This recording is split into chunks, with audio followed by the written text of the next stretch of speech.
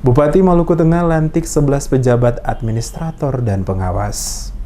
Bupati Maluku Tengah Tosi Kalabuan melantik dan mengambil sumpah 11 pejabat administrator dan pengawas lingkup pemerintah daerah Kabupaten Maluku Tengah Sabtu kemarin. Pelantikan dan pengambilan sumpah pejabat administrator dan pengawas sesuai SK Bupati Maluku Tengah nomor 821.3/32 garis datar SK garing 6/2019 tanggal 21 Juni 2019. Bupati dalam sambutannya mengamanatkan kepada mereka yang dilantik untuk harus mampu menempatkan diri selalu berada di depan anak buah atau sebagai contoh bagi seluruh bawahan. Tua Sikel berharap 11 pejabat yang baru dilantik dapat menjadi panutan untuk mengarahkan dan membimbing para bawahan maupun menggerakkan organisasi menuju pada tujuan yang ditetapkan. Dia juga mengingatkan pentingnya disiplin dalam bekerja dan meningkatkan semangat serta prestasi kerja atas dasar kemampuan yang dimiliki dan terus mengupayakan perbaikan serta penyempurnaan kinerja yang semakin baik demi dan untuk kemajuan serta kesejahteraan masyarakat.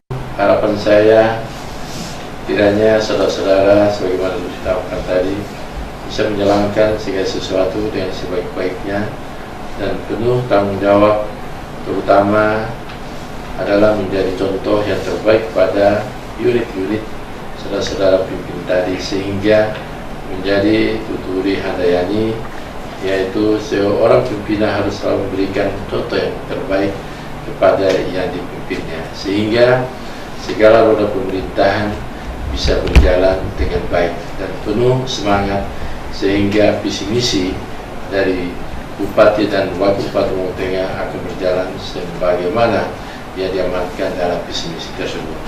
Untuk itu, kepada saudara-saudara sekalian, visi misi Bupati dan Wakil Bupati harus terus dipelajari, sehingga dalam konteks itulah kita bisa membangun beringin bersama-sama untuk menjadikan Maluku Tengah ini menjadi jendela bagi Indonesia bagian timur.